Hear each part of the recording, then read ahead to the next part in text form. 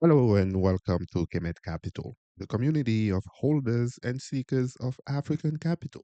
I'm your host, JS, and before we begin, we start with our usual public service announcement. Our guiding principle, our idea of affirmation is the Cobb and Douglas production function. On our way to make Africa great again, you guys already know, it's through economic might and economic power that will be achieved by producing more in a more efficient way.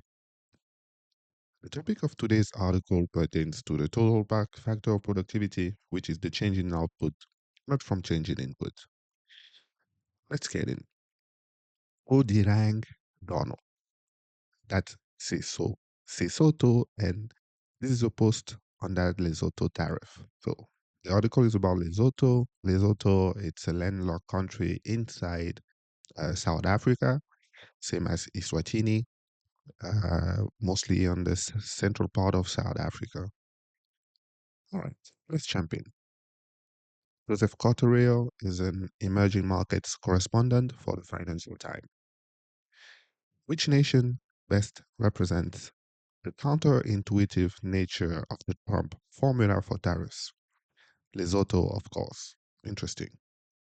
We all know, guys, Donald Trump is imposing tariffs on the entire planet. Some say even outside of the solar system, there are tariffs on other planets. The small and beautiful mountain kingdom landlocked by South Africa led the world in attracting a headline tariff of nearly 50%, which has baffled some. But this is how it works. Only the Trump formula will take about 230 million in annual exports to the US, less than 10 million in imports, and extrude a 97% tariff. Why? Why would you put a 97% tariff on an African country, developing economy? Truly baffling. It's what is left out that is interesting. Only the formula could ignore that exports have largely been enabled by a quarter century of congressionally approved duty-free access for African nations. The African Growth and Opportunity Act, aka AGOA, that led to that led, in Lesotho's case, a textile industry that has produced Trump-branded golf shirts in the past. Interesting, guys. Okay, we're going to stop here and discuss a little bit about the African Growth Opportunity Act, or AGOA. So, this is a chart of top African exporters under AGOA. So, you have South Africa exporting over 3.5 billion in cars, citrus, and wine. You have Nigeria, oil and gas, Kenya, textile, flowers. Oh, yeah, Kenya is the biggest exporter of flowers. For the story, even for my wedding, the flowers came from Kenya. I'm very thankful for that. Pearl leather from Ethiopia and Lesotho garments. Interesting. So those are the top exporters on the AGOA. And what is AGOA actually? So AGOA is African Growth and Opportunity Act, as we said. It is a U.S. trade initiative enacted in 2000 to promote economic growth in sub-Saharan Africa by offering duty-free access to the U.S. market for thousands of products from eligible African countries. So let's jump in and discuss a little bit more about AGOA. What are the key objectives? So the key objectives is to promote intertrade between the US and Africa by granting, as we say, duty-free access to US markets. Is to encourage market-based reforms in Africa, which translate by good governance, rule of law, and respect for human rights. It also integrate African economies into the global trading system, and to a lesser extent, stimulate investment and job creation on the African continent. And what does the AGOA offer? It offers duty-free access to US market for over 6,000 products and categories, and also incentives for US companies to source or invest in African countries. What are some of those products that are eligible? You have apparel and textile, you have agricultural goods, footwear, automotive parts, handicrafts, and manufactured goods. What are the eligibility requirements? So, to be eligible into the program, you need to maintain a market-based economy. That's the number one rule. And what is a market-based economy? A market-based economy is an economic system where the production, distribution, and prices of goods and services are determined by supply and demand in a free, competitive market with minimal government intervention. So, a market-based economy is the free market economy. You let the supply and demand determine prices instead of having the government regulate everything. Also, another eligibility requirement is to protect the rule of law, human rights, and due process. As we know, in Africa, corruption is rampant, and this is just to combat corruption and to make efforts to reduce poverty and protect worker rights. Finally, we're going to discuss not finally, but next we're going to discuss the impact of AGOA. The the act has helped countries like Lesotho, Kenya, and Ethiopia build strong textile and apparel industry. In 2002, AGOA-related exports to the U.S. were worth over $10 billion, and it also encouraged foreign domestic investment in region and regional integration in Africa. What is the future, however, of AGOA? You see, like President Trump's picture here. This is his mugshot because he hold the cards, right? Initially, AGOA was set to expire in 2008, and it was renewed several times, extended multiple times, and the final deadline is 2025. We don't know what Trump is going to do. Is he going to renew it? Is he going to reform it to align with African Continental Free Trade Area? Or is going to be replaced with reciprocal trade agreements as which is favored by Donald Trump. Everything has to be reciprocal. You give me, I give you. So, what do you guys think is the future of AGOA? Is it important for the continent? In my opinion, it's not that great because most of the product, those duty-free products that they want are products that the Americans are not willing or they don't want to produce. But for us Africans, does it make sense for us to produce like shoes, like Lesotho is doing?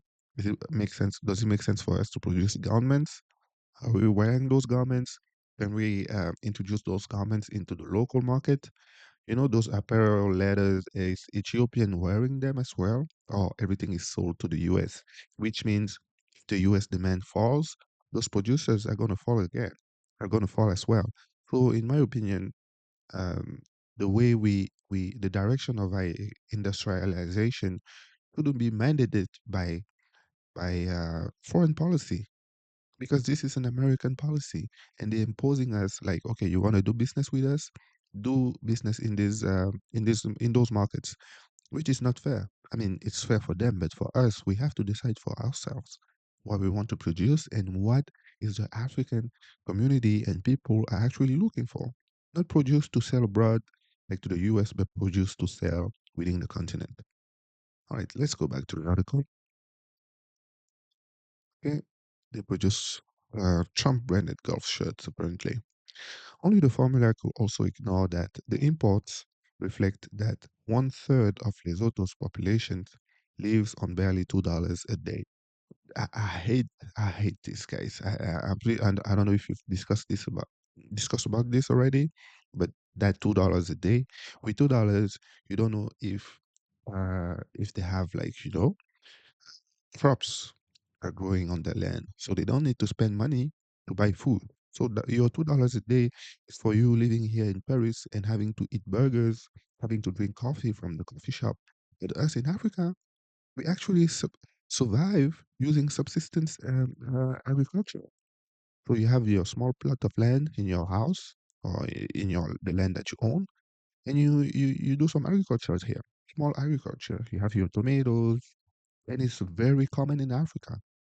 So when you say $2 a day, what does that mean? You don't need $2 if I'm farming my own vegetables, if I'm husbanding my own animals like chickens, pork, if all that is available to me through my own work, where would I spend the money to eat? $2 a day.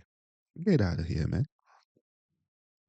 Lesotho produce a lot of Levi's jeans, but very few can afford a first-hand pair, especially after a decade of falling real GDP per capita.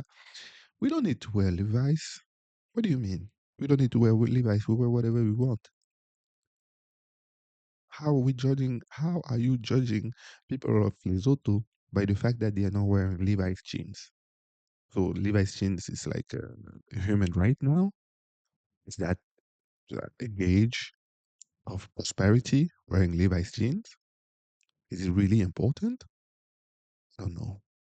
Only the formula could ignore that another chunk of Lesotho's U.S. trade reflects one of those things that makes bilateral trade deficits in at least some goods inevitable, even if they are Trump world anathema.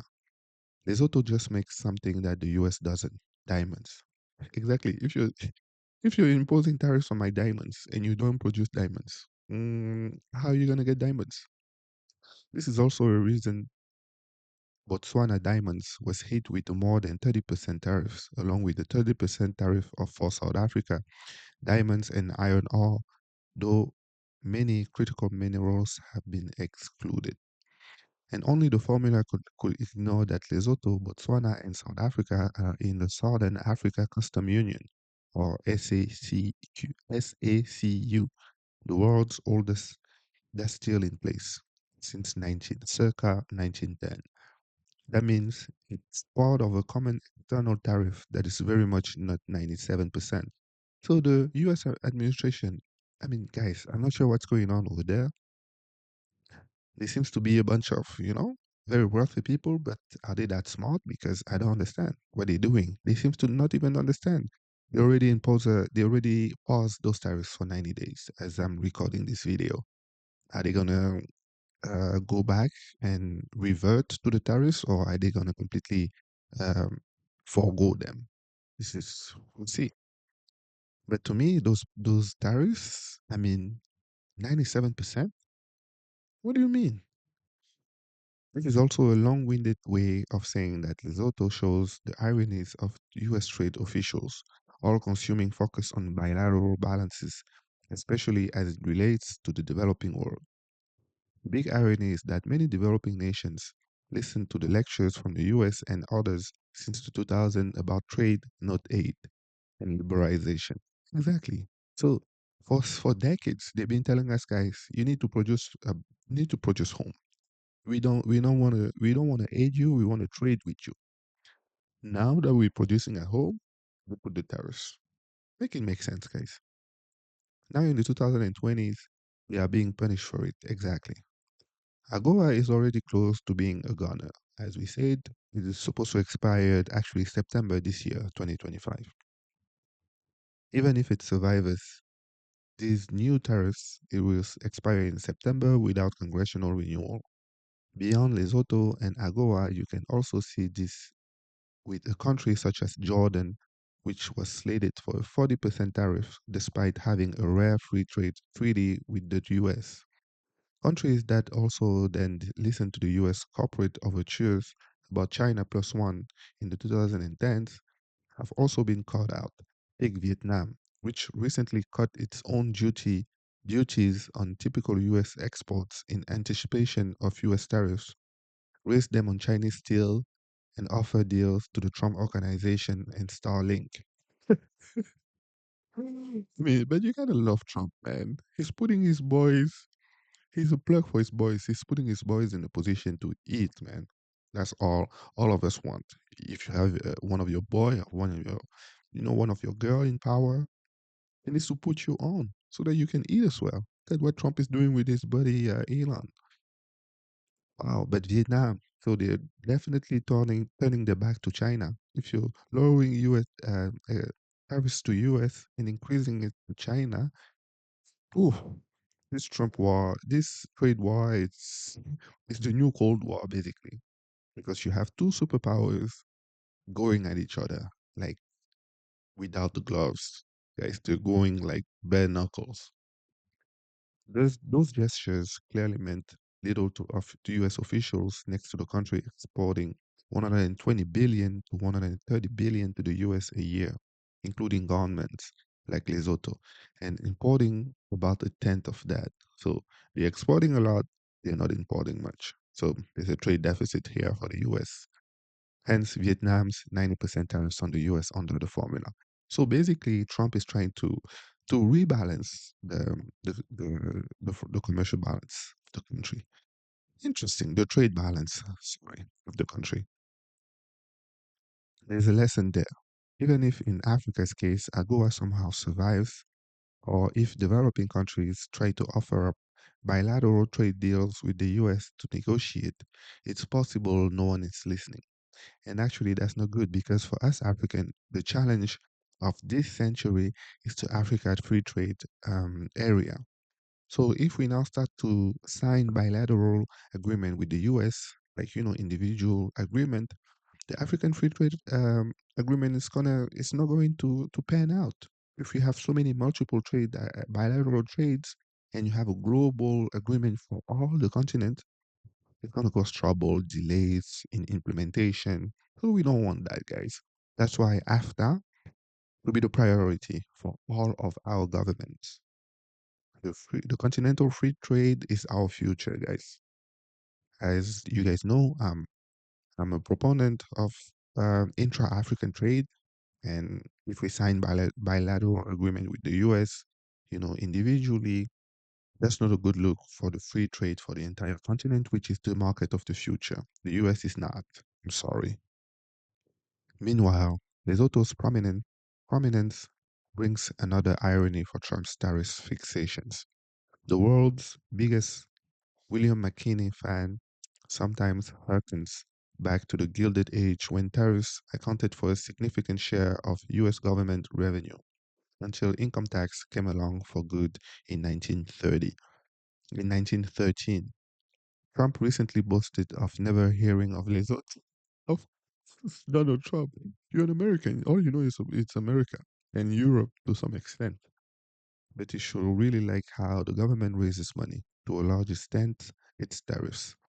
Going by IMF forecasts, the kingdom, out of expected revenues of 63% of GDP for 2024-2025, about 28% will be SACU transfers to Lesotho from the sharing of customs and excise revenues around the union.